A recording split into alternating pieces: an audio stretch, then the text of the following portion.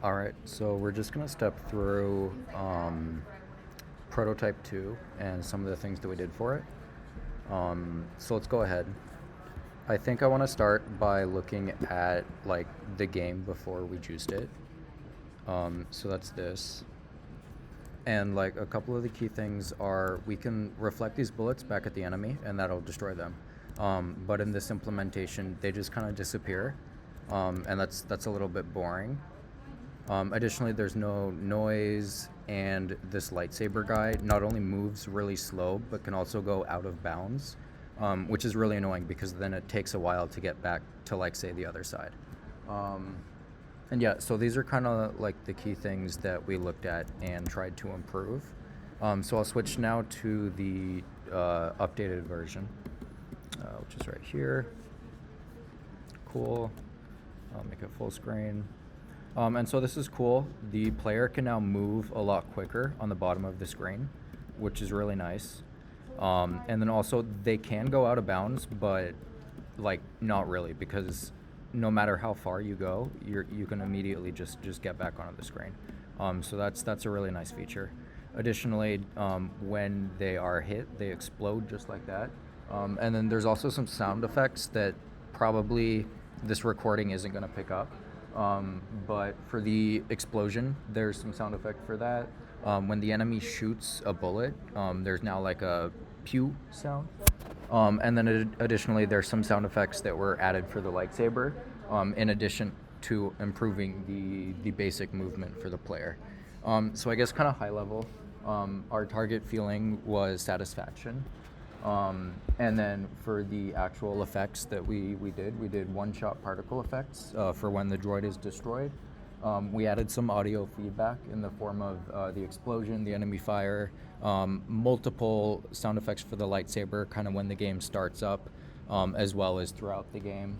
And then finally also improving basic movement for the player, where now they can get from one side to the other side in kind of a more realistic time frame, which is really nice. And it just feels a lot smoother. It definitely improves the experience for the player. So cool, that's kind of the game. I think we kind of showed a lot of those effects, and AB we'll talk a little bit more about the lightsaber stuff. What I want to jump into is kind of the explosion, the code for that, as well as like some of the audio feedback stuff. So that's mostly going to take place here. This function pretty much checks whether there's a collision between a bullet object and a droid object. And if there is, we deal with that accordingly. So pretty much I guess we can kind of step through this. This is pretty much like saying if there is a collision, we remove the bullet, we do all of that. And then if the enemy health is less than 0, so they're destroyed, we added this create particle explosion, and so we can jump to that. And notice we pass in 15 particles, and then for non-lethal hits we pass in 3. And so this implies that there's a bigger explosion when an enemy is killed versus when they're just hit. And so we'll look at how this is implemented, and that's right here. And so it's pretty simple for like the range of the count that's passed in. We just create some particles and we append them. And so we can actually look at the particle class. This actually, it's right here. Very cool. So pretty much all it is it's just a choice of a random color, so orange, yellow, or red. It's given some lifetime, and once the lifetime is over, we remove it from the canvas. It has a function to move, so it like, you can see it kind of like explodes out a little bit. That's right here. It just mainly uses sine and cosine. And then, yeah, we can see the check right here where if the lifetime is over, we delete it.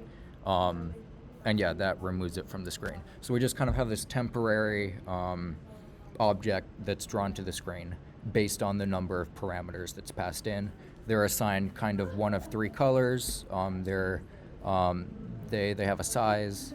And then, yeah, that's that. Thank you.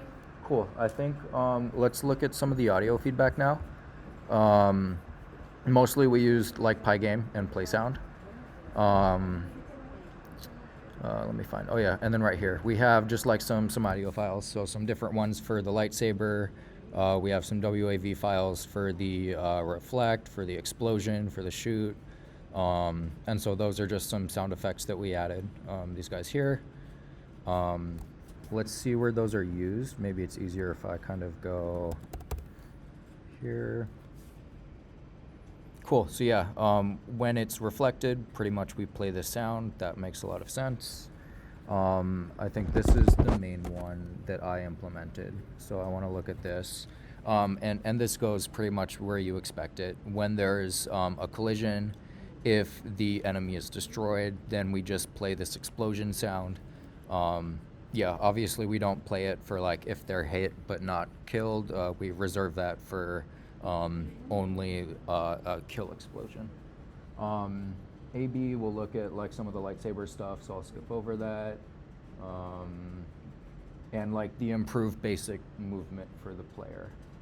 So yeah, I think that pretty much covers the main stuff that I did. So I'll pass this over to AB. I'm AB or Abenezer, and I'm going to be going over some of the fluid some of the juice designs that we implemented in our game. So let's just run the game first. So I'm not really sure how much of the audio is getting picked up, but one main juice design that we implemented is audio feedback in the form of humming noise and also just other types of lightsaber noise to indicate to the player that they're controlling the lightsaber. We also implemented a fluid movement of the lightsaber in the form of pressing and holding the button will make the lightsaber glide from one side of the screen to the other. So let's take a look at how all of that is implemented. So for the audio feedback in particular, we used Pygame's mixer function, and we essentially play an audio clip on loop whenever the movement buttons are held. That's what's happening here. And there's two types of humming noise for the lightsaber. There's one set to a lower volume that just plays on indefinitely when the game is on, to just indicate to the player that the lightsaber is functioning and they're controlling like an actual lightsaber. There's also a louder humming noise indicator here when they move the lightsaber to just indicate sort of like physics, sort of like how we see it in the movies when a lightsaber is, when people fight with a lightsaber, there's a humming noise when they switch directions. So it's just to make that satisfying factor more apparent. And the way we tie this all into the movement is we handle key presses and key releases. That's how we implement the fluid basic movement. And so yeah, whenever the user presses A or left or D or right, that adds a key to this set called keys pressed. And then whenever that's not empty, this move player function gets triggered, which moves the lightsaber character across the canvas as so. And yeah, the smoothness is also a variable, so that can be controlled depending on maybe user feedback. And yeah, so and the movement also controls the audio. So there's a humming noise whenever a different key is pressed. The humming noise is played to indicate to the player that their action of pressing that button and holding that button actually means something. It just adds to the satisfaction feeling that we are going for, and also to a realism aspect as well, realism feeling. And yeah, that's how we implement the code. Yeah, thank you.